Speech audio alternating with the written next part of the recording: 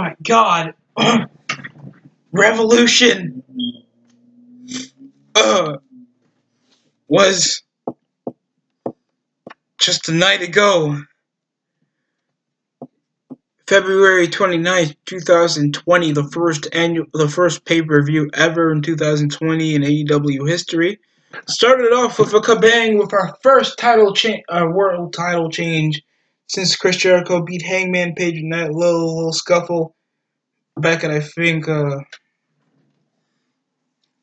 All In? Not All In. Something else. But still, over all that, Jon Moxley's our new world champion! Chris Jericho has been holding it for near 200 days, and over that time he has beaten guys like Jungle Boy, Cody Rhodes. Not that much household names. I think he beaten Pac. He hasn't beaten Pac before. He just faced up against minuscule jobbers until the only premier superstar that's been biting a title shot since going unbeaten. That notable unsanctioned match he had with Kenny Omega, facing off against Jeff Cobb, both of beaten both Pac for number one contender shot, beaten Ortiz and Santana. Just a well-earned title opportunity. We had Dustin Rhodes against Jake Hager one-on-one, and it all started with Jake Hager making out with his wife until getting stopped. There was also a moment in the match when Dustin Rhodes stopped Jake Hager with a dropkick and then made out with his wife with his face paint smeared on his wife. Really funny moment.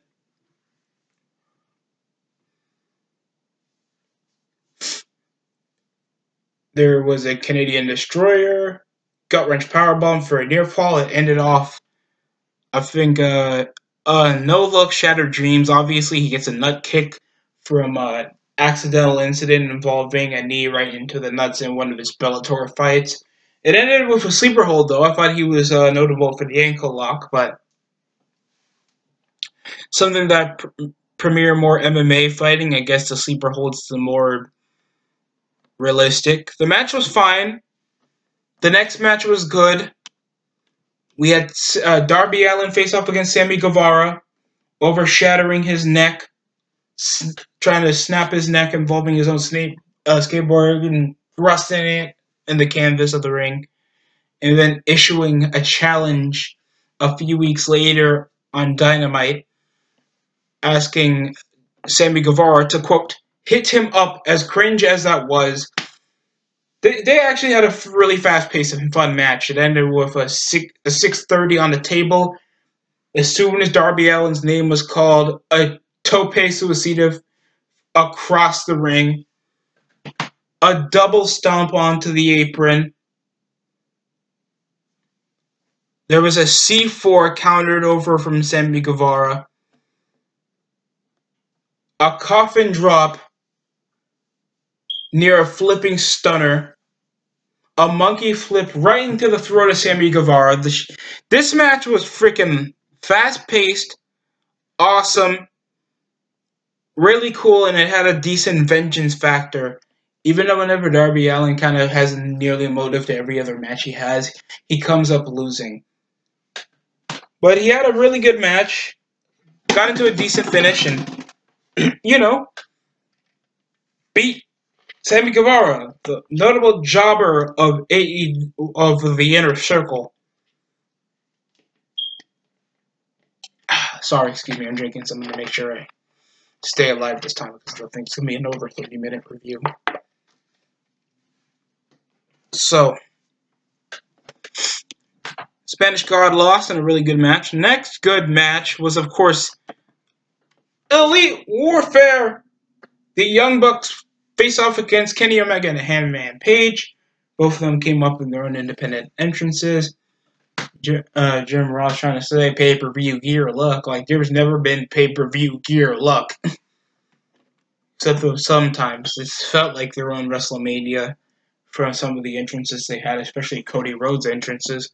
Nearly every pay-per-view. But he owns the company, so he can do whatever he wants. This was a really fast but incredibly repetitive match. Like every Young Buck match and Kenny Omega match, Hangman Page tries to play the athletic brawler, with some of them having like some personal motifs of selling to show that these guys are close friends and they really don't want to hurt each other. With a collection of Young Bucks hitting super kicks when Kenny Omega was alone in the ring, and then just slams Hangman Page into the steel steps. Then low bell lariat into one of the Young Bucks, then another to the one to another Young Buck. There was, of course, the V trigger into the lariat that got a broken pinfall. I think there was one gory special, and it was a Kitaro crusher, but the pinfall was a submission, some kind of submission. It was broken.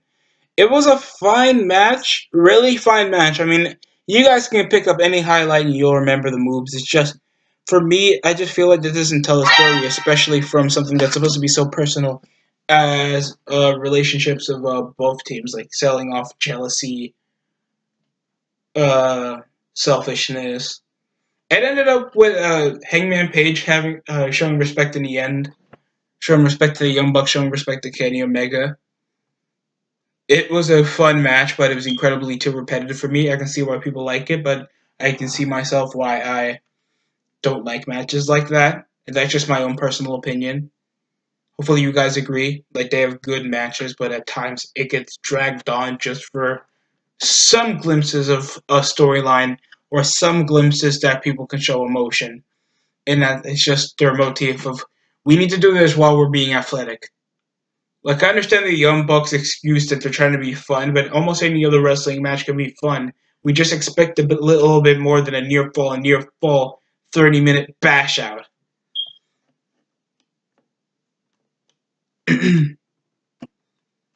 Next up, Chris Statlander faced off against Nyla Rose for the AEW Women's Championship. This was an okay match. Near fall. There was one time Statlander was about to take a diving knee from the second rope until Statlander moved out the way and then posed and mocked Nyla Rose. She was trying to toss her for the second rope. Nyla Rose came with a tope, running spear for the second rope because the ramp is... I don't know why. Sometimes I like it, sometimes I do, because it looks different. It makes the ring look different. But for me, it looks stupid sometimes. But the ramp is so connected to the ring like that, it just feels weird to me, but I can see why people like it. Plus, it glimpses a bit of cool, I guess. I don't know. I see it on TNA and I see it on Impact. I mean, no, I see it on Impact and I see it on Nitro back in the day because they used to have the ring apron connect to the ramp, so that's something to me. Beast bomb for a near fall until a Frankensteiner to the top gets countered into a super beast bomb for the 3 count. Chris Statlander had an okay match against Nyla Rose. I don't know what they're trying to build up to her point of holding on to the title for how long until Britt Baker tries to think that she's getting heel heat. And obviously they might just do a match with Big Swole because obviously they're not trying to set that up for a pay-per-view because Big Swole isn't that much of a premier wrestler in the women's division, and she barely had at least 3 matches. I think I saw her on Power, and then she comes on AEW, so that's kind of weird. That is kind of weird.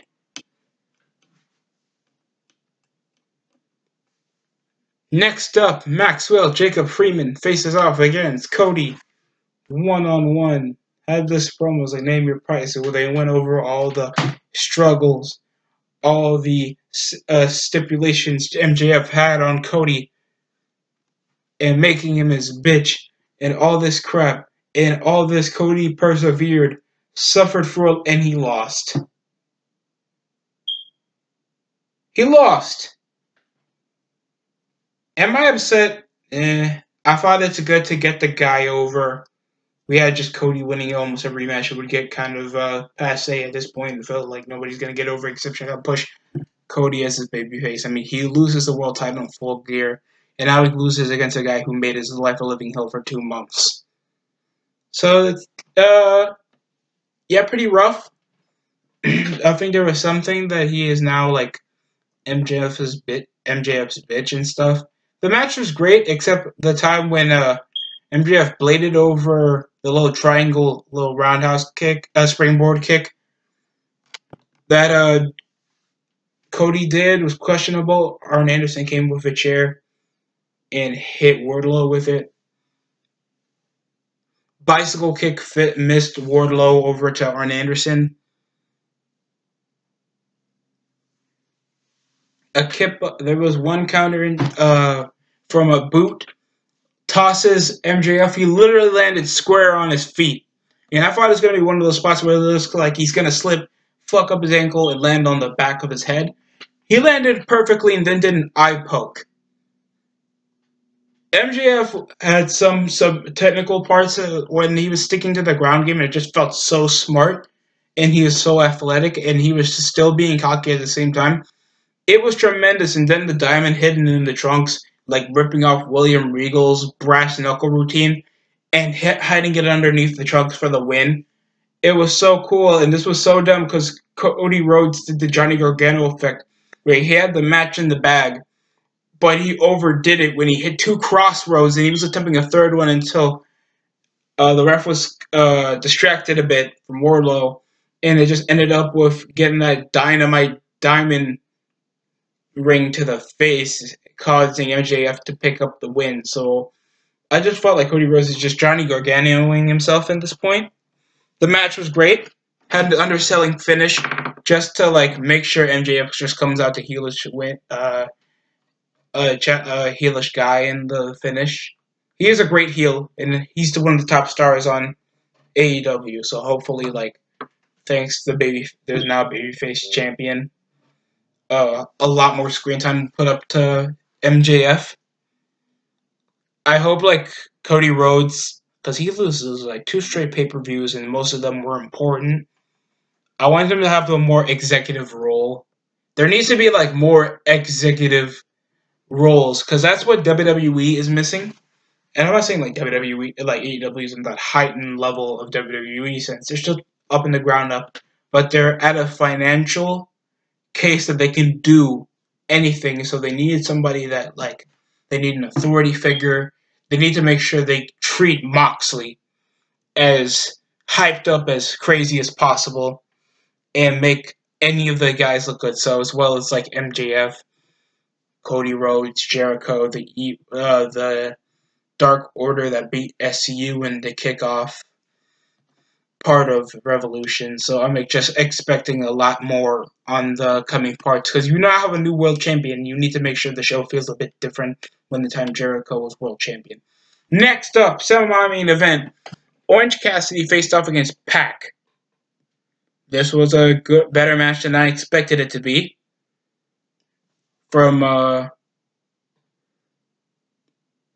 Blood and Guts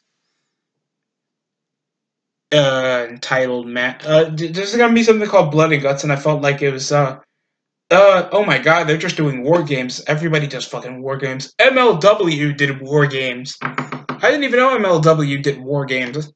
I didn't even know Major League Wrestling existed until last year.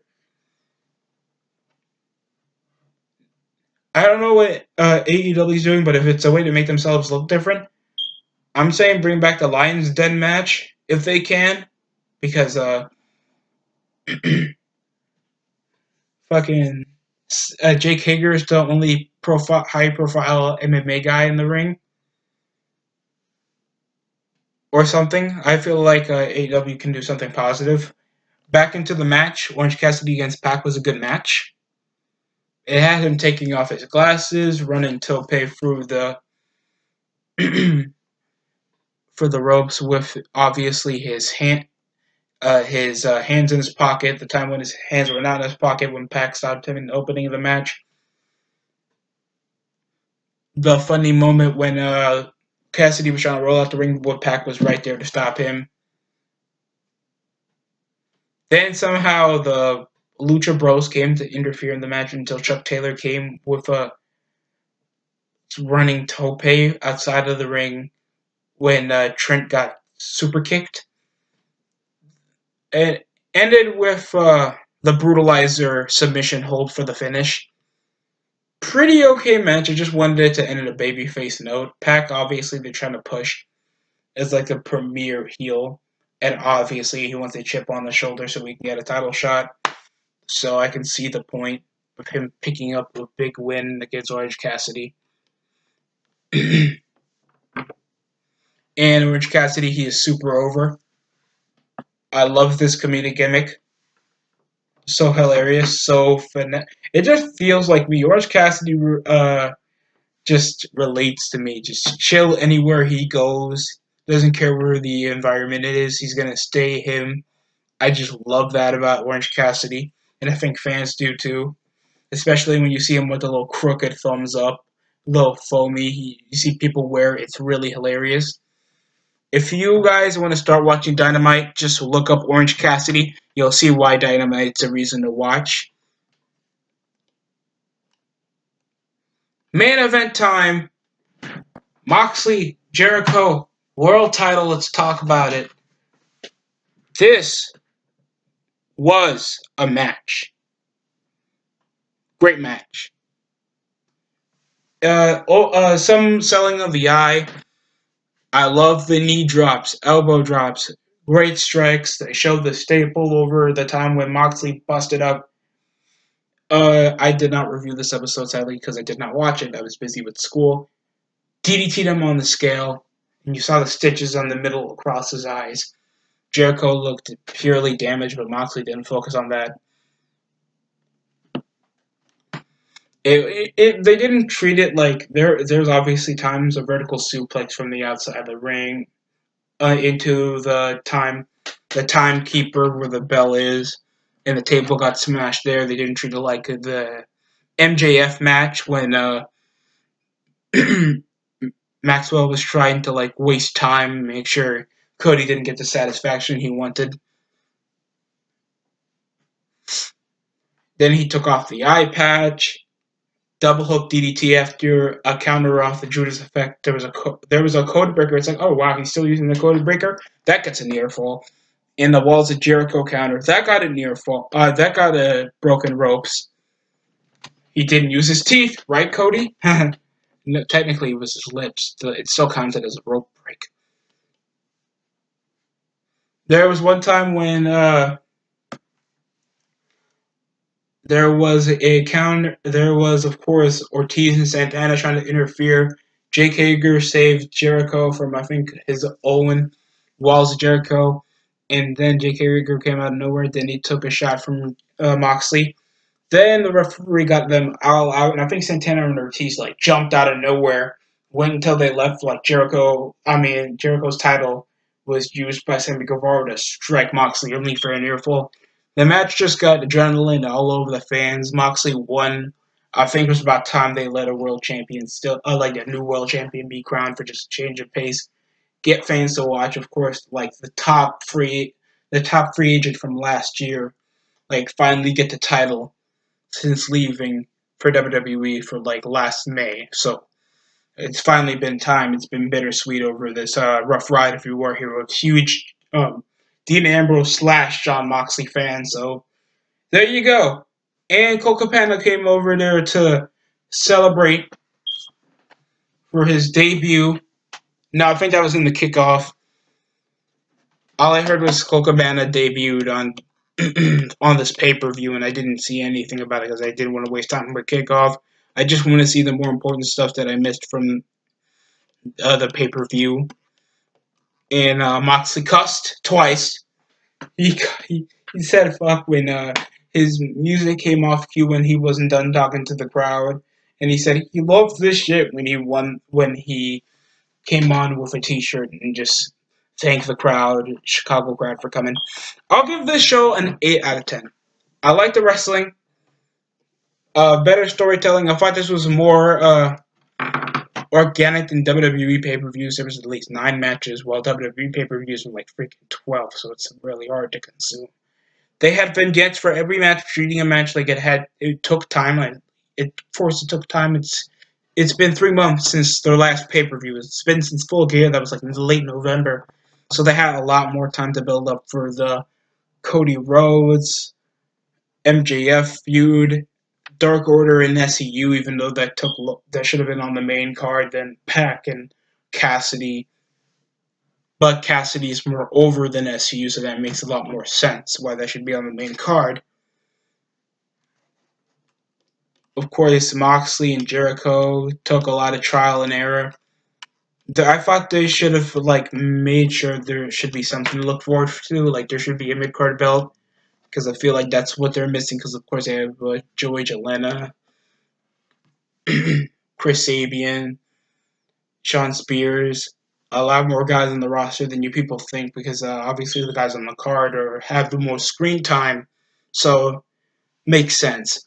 But this show was good. The show was good, entertaining, fast-paced. Every match didn't make me sleep, except maybe sometimes tag team title match. But still, every match was fine, great, had a end, unlike other pay-per-views or episodes of SmackDown and Raw. But that's about it. I'm not going to be trying to feel like, oh, AEW is better than Raw or SmackDown. AEW has their own flaws, and I show at times of the review that they continue to have this flaw over displaying most of their roster. A very little trope of promos for most of the guys. Too little reliance on the hype factor of near falls. And very little storytelling. Like, that's the fault that AEW have, but if they're able to make their pay-per-view exciting, I like a little national anthem, make their show a bit more unique to the pack. Commentators felt more on point than a regular Dynamite. And the matches were funner to watch than regular pay-per-views I watch. So that's practically it coming from me. Hopefully you guys like this Revolution review. And I'll see you guys next time. I know it's been a while since I uploaded, but school and such. I need money, and need to study. So that's practically it coming from me. Hopefully you guys like this Revolution review, and I hope you guys enjoyed the pay-per-view. Join the DST show by subscribing, sharing. I don't have a Patreon or anything because I'm not like that. This is surely for fun. If you guys want to join into the conversation, I'll comment to anybody and everybody. Everybody's open to have their own opinion. And I would love to comment and hear everybody's opinion on how they felt about the pay-per-view. It'll stick with it 8 out of 10. Something in my heart wants to give it a 7 because I felt like it didn't do that much. But entertainment factor pays into anything else that I thought was good. And if you don't have that, you don't have yourself a wrestling pay-per-view to look back on. So that's about it coming from me. Hopefully you liked the video. That's it coming from the DST Nation.